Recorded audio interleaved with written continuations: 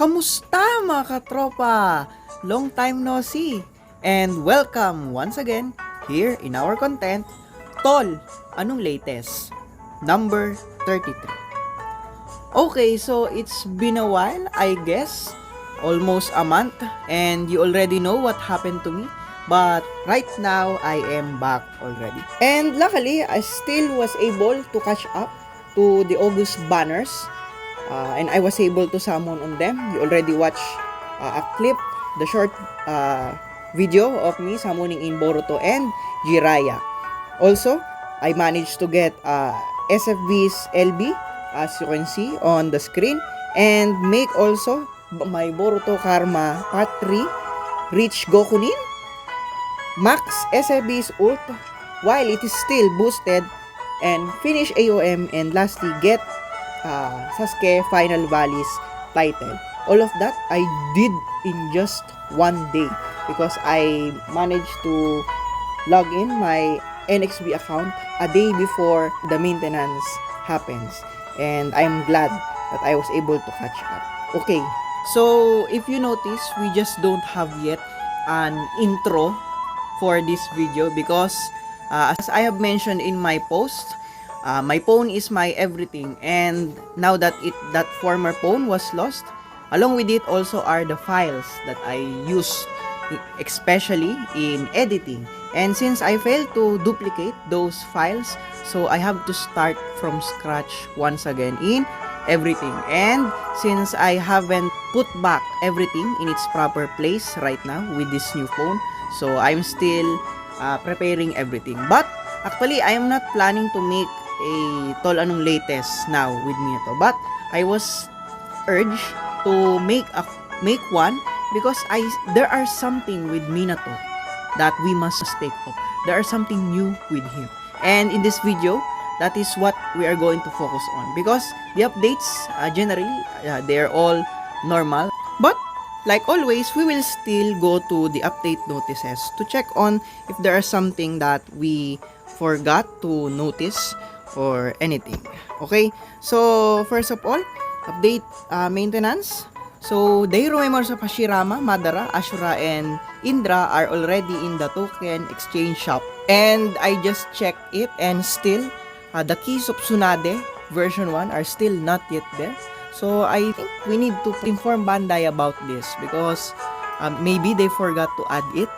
Okay, so aside from that, 1, 2, and 3 star rarities had been added to the Awakened Ninja Tool ability. Increase users' ninjutsu power. And they also add a 4-star rarity Awakened Ninja Tool hidden ability. Increases the user's attack, which is huge, and defense, huge also, when 2 enemies had been defeated in battle. Wow, this is a good ability, eh? It gives you a attack boost, okay? And the 4-star ticket summon is already updated, and also the attack mission summon updated. If you have a lot of these tickets, you can now, by luck, you may get there the LB of Light and Shadow, especially Light.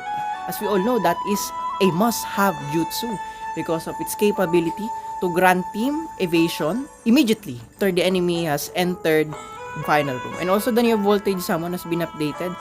Gengetsu Hozuki's cards is already there. Okay, so September 2024 event schedule, as you can see. So everything will end on the 1st of October.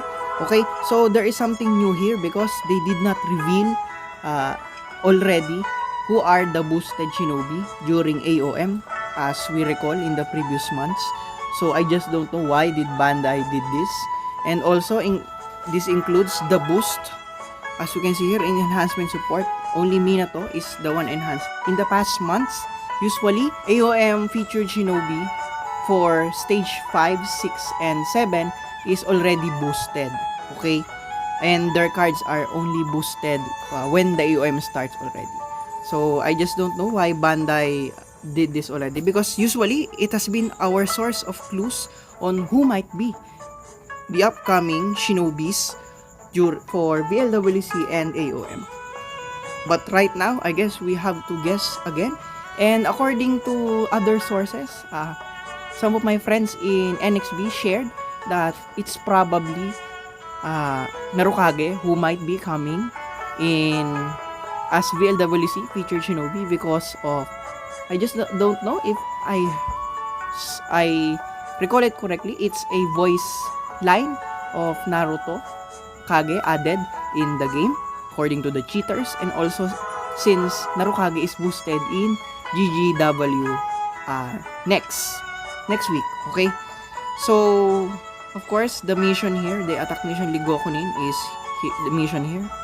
So we will now move on to Minato's Rikit. How is he, and why was I prompted to make a video because of him? So of course, obviously, I don't see him as a normal kid. He introduces something in the game. So first, let's look at the EX Ultimate of KLM. Okay, so let's look at the range, if it's big. I know most of you perhaps already saw this. So we'll just look if it's full room. Okay, pack. Wow.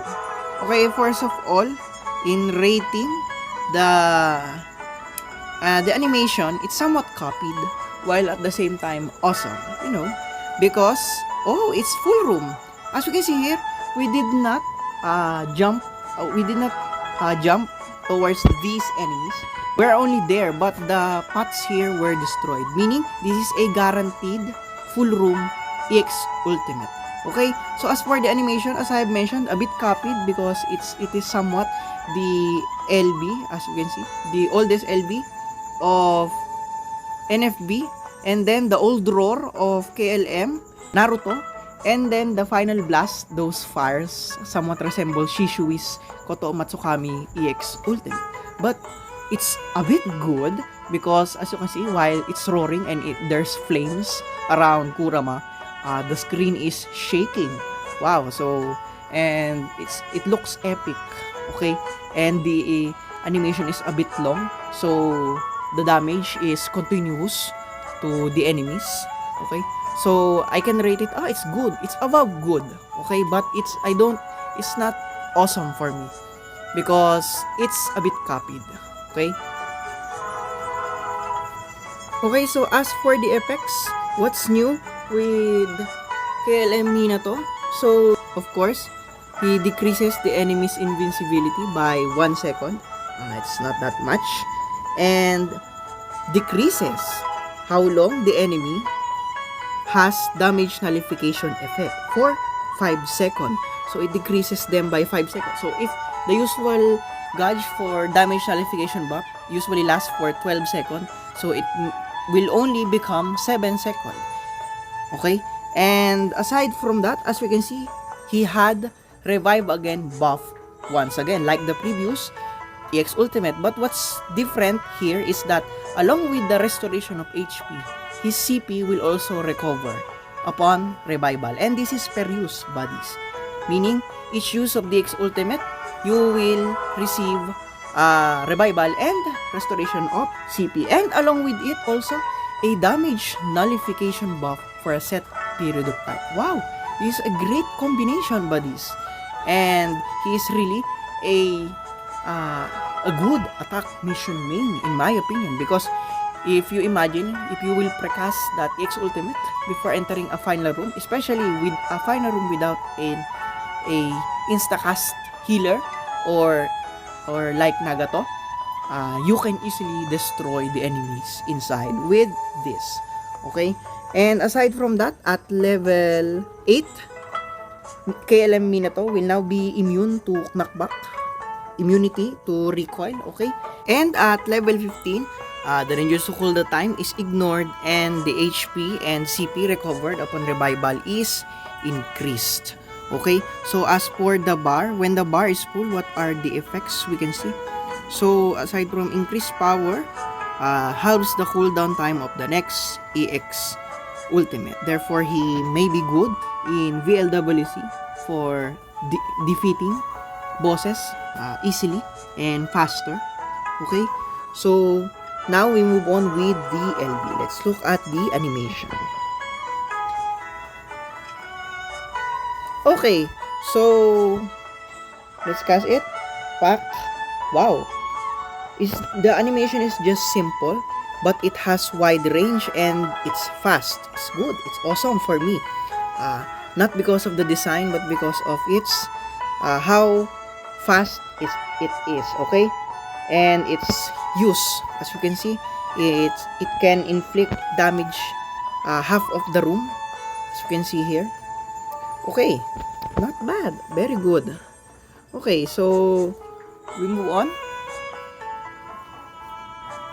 Okay, so as for the LB, what's new with the LB? Okay, here we go.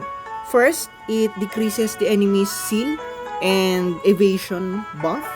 It also grants self-invincibility and reduces the cooldown of his jutsus and inflicts darkness, which is pierce, as we can see here. Therefore, even when with status effect immunity and invincibility, an enemy can still be inflicted with darkness. Okay, but there is something that worth noting here, which is the so-called EX evasion. So what is this? So according to this, EX evasion increases the evasion rate past super evasion for a short period of time. Therefore, this evasion is greater than the what known super evasion. As we all know, I only knew 2 shinobi who had this particular buff. I think it's Sasuke versus Jigen and Gengetsu, I think. And according here, it's even greater than those. Anyways, those effects are not OP in my opinion. Anyways, so according here, you will this effect is inflicted upon the enemy, but its effect will bounce back to you. Okay, so what do we mean by this? Let me demonstrate it here. So as we can see here, we will attack the enemy using the LB, and then they will turn white, and when they attack us, they will give us that EX evasion. Therefore, by assaulting an enemy, it gives them the ability to grant us evasion. That's how the EX evasion works. And according to my testing, this particular effect is also applicable to teammates, as we can see here. So my teammate also received that buff, because we can see the icon there down in the left, and also we can see that the attacks of Jubito is missed.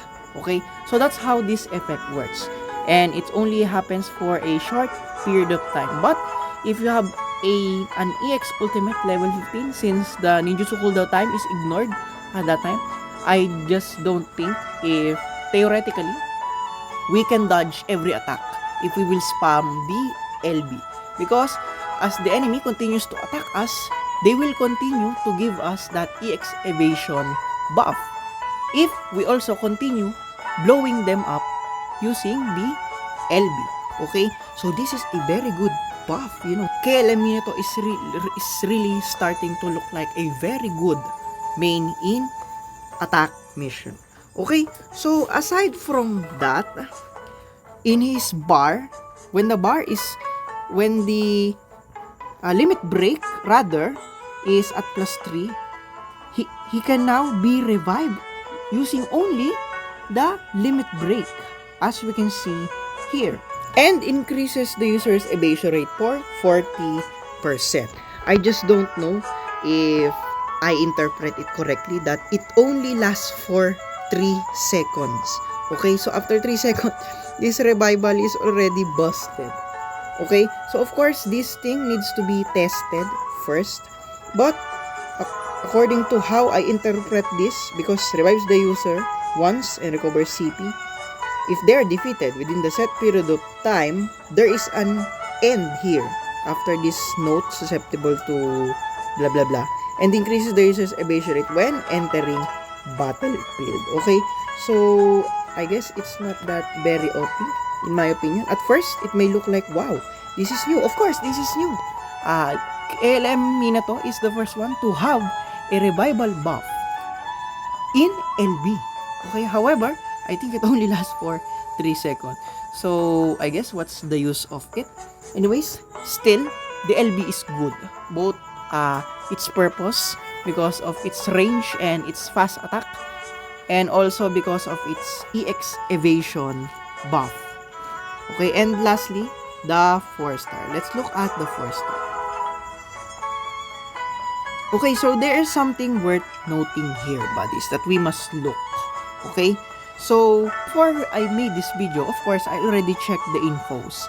And according to that, KLM Minato is given with evasion, this jutsu.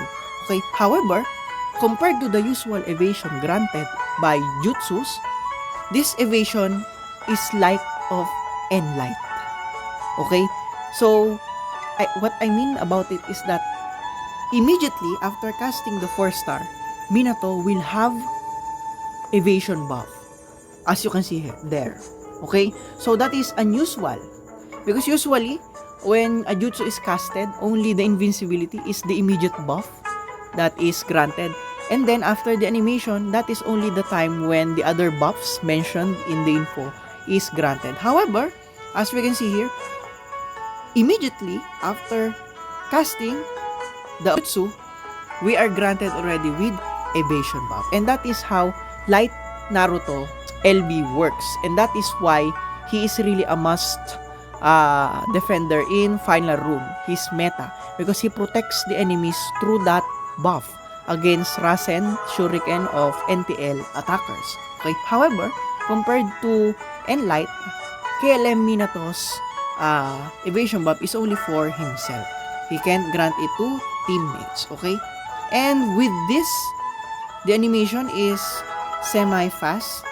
Okay, so a bit dash and then suck in and then explode. The animation is somewhat resembles that of Baryon Mode 5th Anniversary 4-star. Sadly, it's a copy-paste, but it's a faster version of. So not bad, not bad. Okay, so let's check the other buffs that he has with this 4-star. Aside from the evasion, of course, it ignores nature resistances. That is also what the LB of Enlight does. Of course, it's double strip, even though it's 4-star. As we can see here, decreases invisibility of enemies by 4 seconds and status effect immunity 10 seconds, and also damage reduction. Okay, and then it makes him invincible and recovers CP. And also decreases the enemy's continued HP recovery, which is Pierce. Therefore, even when with shield, the enemy's HP recovery will be lessened. This is something that Enlight also has, but it's not Pierce. So this is a better version of what Enlight have of that particular buff. Okay. So overall, as we can see here with the buffs, I think KLM Minato can be a good defender also.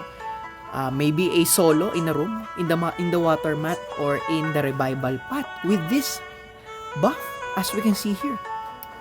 Okay, so I just hope that his AI is also good. Okay, so overall, with KLM Minato, even though we can see a very good buffs here and new buffs also, I think KLM Minato, in my opinion, is just a very good attacker and a defender. But he's not meta, and I don't think he is on the level of NTL and STL. Because while I was testing that EX evasion rate a while ago, I just noticed, as you can see on the screen, that I think it can be stripped. As you can see here, I use NTL's LB, and after NTL attacked me with Rasen Shuriken, it granted me the X evasion. But after NTL used his LB, it was stripped away because the LB of NTL decreases the evasion rate of enemies. So therefore, I think even though he had this perk, he might have a difficulty in dealing with shinobi who can decrease their evasion rate, okay, making them susceptible. So I just think he is a very good attacker and defender. But I think he is on the level of SFB, in my opinion. And as I have mentioned a while ago, maybe if you'll place him as a defender, he may be good in a fly-in room, in a revival pad, or in the water mat. Okay, so thank you very much, buddies, for watching this video. And thank you for all your support, buddies. Kita-kits uli, mga katropa.